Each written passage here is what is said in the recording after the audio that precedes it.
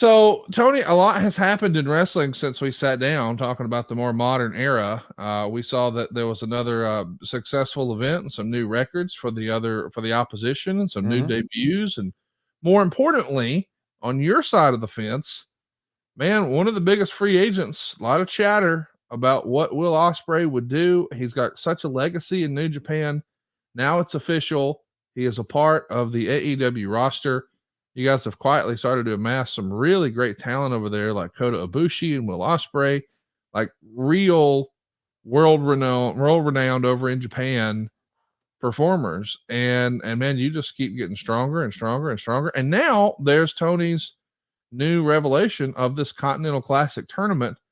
Just an absolute ton of talent in that. I saw fans get super excited about the way you guys did like the selection show. It made it feel like a college football type thing. That's your first time doing something like this. What'd you think? I thought it was pretty cool. I was kind of skeptical at first that, when you work in wrestling and I've been a part of tournaments before, right? It's like, oh, another tournament. But this tournament is different because it's round robin, because it's point based. And so it makes it pretty cool. And I've enjoyed it so far. I've enjoyed calling it. And I, uh, I think it's something that we're obviously going to do each and every year. And to me, when I'm thinking about this entire year that we had, I'm thinking, this is a pretty cool way to end up the year for us. Yes. So, I'm for it. And obviously, there are people out there that are going to say, well, Schiavone's not going to criticize anything AEW does. And you're right. Go fuck yourself. Well, just I don't know where to go with go fuck yourself. Okay. No, that's to everyone that says that. But I really, really enjoyed it. And I thought, as you and I are recording, we have had, of course, 2 nights of it, and 2 more nights of it coming up. Tonight on a Wednesday, if you're listening on this Wednesday, it's Minneapolis. And then on Saturday, when Georgia plays Alabama, I'll be in beautiful Erie, Pennsylvania with Collision. We got some great matches coming up. But I really enjoyed Eddie Kingston and Brody King. Man, those two big guys tore it up. So some great matches that normally you probably wouldn't see, and some great competitors. I'm excited to see what's next. I love the idea of there being a quote unquote triple crown. Of course, we've heard a lot about that over in Japanese wrestling, but for there to be a triple crown here, so the Ring of Honor World Title, and now this Continental Classic thing, and then of course the New Japan Strong Title. That's pretty cool. I'm excited to see how this shakes out. Of course, it's all going to come to a head at the end of the month. They've got a monster pay-per-view in New York, MJF and the Devil, and so many fun little things that are happening in AEW. An exciting time in AEW, but of course, all eyes on Wembley Stadium. It's hard to believe that tickets are on sale for that. I mean, I'm excited for it. You always put a mega show like that on sale way in advance, but it feels like it wasn't that long ago. We were just at All In, and now here it is again. Man, the beat goes on. And that's kind of what we're talking about today. Our topic today, we're going to be watching a very special episode of Jim Crockett Promotions. In fact, it's the last JCP show. I can't believe this is real, but as you and I are recording this, a week ago was the 35th anniversary of when the Crockett family sold their promotion to Ted Turner. And we thought, man, what a fitting way to pay tribute to the good old days of professional wrestling than for us to actually sit down and watch the last ever episode of a Crockett owned wrestling promotion. And it was a big part of your life and a big part of your career. And Tony, we haven't talked about this on air or off air, and I'm not asking for any sort of declaration or announcement or specifics, but have you imagined, with Sting sort of eyeing retirement and him stepping away at the pay-per-view, I guess maybe at the end of Q1 or the beginning of Q2, whatever the dates work out to be. Have you thought much about what the end of your career, what you want it to look like what would Tony Schiavone's perfect scenario be for you riding off into the sunset to watch Lois play on Facebook for the rest of your days? I would say, hi, everybody. Welcome to another episode of, Oh, you're going to die in the seat. yeah.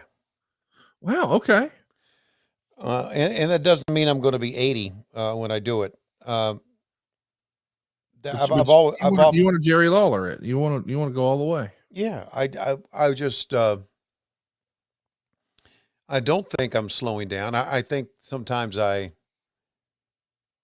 I just don't think I'm slowing down, and I'm I'm really honored that even Tony would allow me to do play by play again at this stage of my life. Right now, I'm 66, turned 66 on November 7th. I still got, I realistically, I think I've got like one more contract in me if Tony will go with that, and then we'll see what happens. But I don't know, maybe when it's all over with, you and I would just podcast until I do croak. But Let me just, let me say this. I just don't envision myself retiring. And that's why when we started doing Saturdays, and Tony, and this is before Tony put me on the broadcast team, Tony told me, he said, we're going to start doing a Saturday show. And he said, you don't have to come. He said, we can have two different crews. I'm the only one that's got to come. I said, Tony, I'm going to be here every day for you. I'll be here on Wednesdays and I'll be here on Saturdays. It's a case of flying on, just being away 2 nights out of the week. And he said, okay. And then I got to thinking, I was talking to one of our producers about this too. It's like, if I'm not doing it, what am I going to do? Just sit at home and do nothing? right. Right. That ain't you. Yeah, no, that's not me at all. There's a guy named Jim Weber, who's the longtime voice, and I think he still does it, of the Toledo Mud Hens. And I've known Jim for a long time. And they asked Jim, and Jim is in his 70s, and he's still doing it. He's done like, I don't know, 8,000 baseball games in a row or something. It's something incredible. And they asked him, and they said, Jim, when are you going to retire? And he said, retire from what? From watching baseball? And that's kind of what announcers do. They watch a sport and they talk about it. Right. It's not like we go out and dig a ditch or go out and do something that's strenuous. It is strenuous. It is.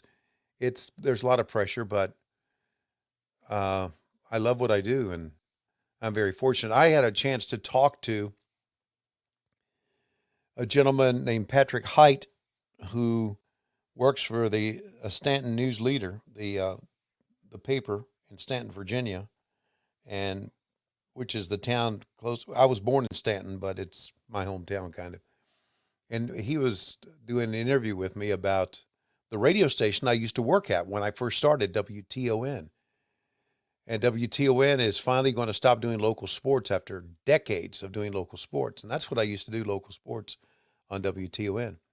And I told him the story that when I graduated from college in May of 1980, that summer, James Madison, as you know, JMU has had a good year in football. James Madison wanted me to be their play-by-play guy for football. And they offered me the job, which I turned down, ended up doing baseball. And he said to me, he said, do you realize how different your life may have been had you not turned down the James Madison job? And he's Wow. right. I may have never done wrestling because I wouldn't have moved to the Carolinas. Right. And so that's one of those forks in the road in your career, big decisions in your career. And I wonder sometimes if I would still be doing commentary at this age. Football. Don't know. Al Michaels still does it, right? Yeah. Yeah. And he's older than me. Do you know So Al Michaels doesn't eat vegetables? what? Yeah. Al Michaels eats meat only. Meat only. Yeah. He doesn't eat vegetables at all. No He's like, taters. He's like Dave Silva. No taters.